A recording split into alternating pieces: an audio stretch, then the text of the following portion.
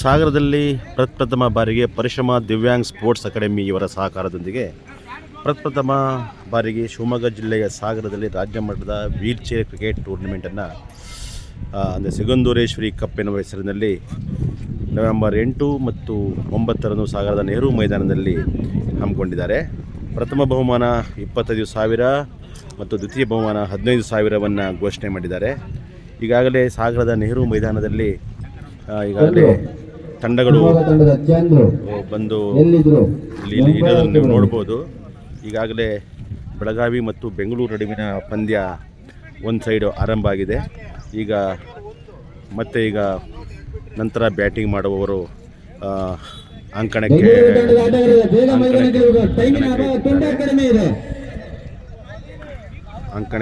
ಇಳಿಯುತ್ತಿರುವುದನ್ನು ಗಮನಿಸಬಹುದು. ನೀವು ನಿಜಕ್ಕೂ ಮನುಷ್ಯರಲ್ಲಿ ಸಾಧನೆ ಅನ್ನೋದು ಯಾವ ರೀತಿಯಲ್ಲಿ ಆದರೂ ಎಂಥ ಸಂದರ್ಭದಲ್ಲಾದರೂ ಮಾಡ್ಬೋದು ಅನ್ನೋದಕ್ಕೆ ಇವೆಲ್ಲ ಒಂದು ಉದಾಹರಣೆ. ಎಲ್ಲವೂ ಕೈ ಕಾಲು ಕಣ್ಣು ಮೂಗು ಎಲ್ಲವೂ ಸರಿ ಇದ್ದು ಇರುವುದು ಒಂದೆಡೆಯಾದರೆ, ಇನ್ನೊಂದೆಡೆ ನಡೆಯಲು ಕಾಲಿಲ್ಲ, ವೀಲ್ ಚೇರ್ನಲ್ಲಿ ಓಡಾಡುವಂಥ ನಮ್ಮ ಈ ಕ್ರೀಡಾಪಟುಗಳು ಕ್ರಿಕೆಟನ್ನು ಟೂರ್ನಿಮೆಂಟ್ನಲ್ಲಿ ಭಾಗವಹಿಸಿದ್ದು ನಿಜಕ್ಕೂ ಎಲ್ಲರಲ್ಲಿ ಒಂದು ರೀತಿಯ ಆತ್ಮವಿಶ್ವಾಸವನ್ನು ತುಂಬುವಂಥ ಇದು ಅಂತ ಹೇಳ್ಬೋದು.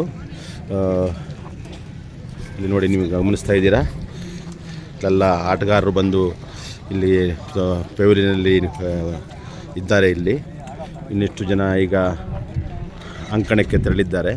ಇನ್ನೇನು ಕೆಲವೇ ಕ್ಷಣಗಳಲ್ಲಿ ಆಟವನ್ನು ಆರಂಭಿಸ್ತಾರೆ. ನೋಡೋಣ ಮತ್ತೆ.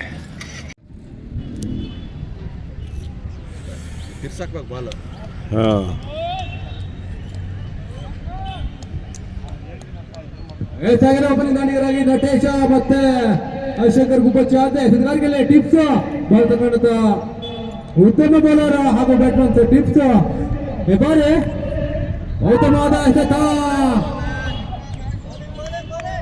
ಡೌನ್ ಡೆಲಿವರಿ ಕೂಡ ಆಗ್ತಾ ಇದೆ. ಅಕ್ಷರ ವೇಗದ ಸಿದ್ಧರಾಜ್ನ ಟಿಪ್ಸ್ ಎಸ್ ಕಾಣ್ತಾ ಇದೆ. ಅನೇಕ ಪಂದ್ಯಾಟಗಳನ್ನ ಏಕಾಂಗಿಯಾಗಿ ಜಯಿಸಬಲ್ಲ ಆಟಗಾರ ಟಿಪ್ಸ್. ಬೇರೆ ಅದೇ ಹೊರಬಡಿ ಆಟಗಾರಿಗೆ ನಟೇಶ ಶೇಖ್ ಮಾಡ್ತಾರೆ.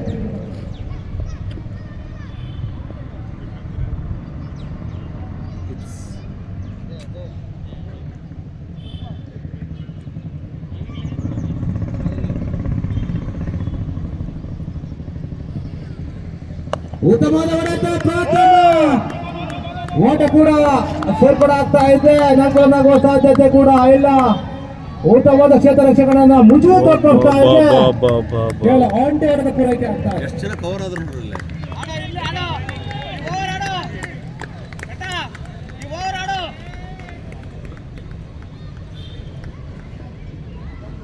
ನೋಡಿ, ಜೀವನದಲ್ಲಿ ಏನೇನು ಅಸಾಧ್ಯ ಅನ್ನುವುದೆಲ್ಲ ಸಾಧ್ಯ ಅನ್ನೋದಕ್ಕೆ ಉದಾಹರಣೆ.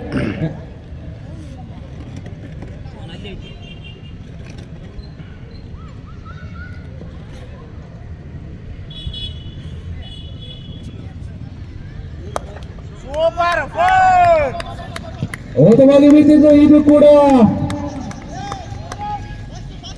ಕೇವಲ ಆಂಟಿ ಆಟದ ಪೂರೈಕೆ ಆಗ್ತದೆ. ಉತ್ತಮವಾದ ಕ್ಷೇತ್ರ ರಕ್ಷಣೆಯನ್ನ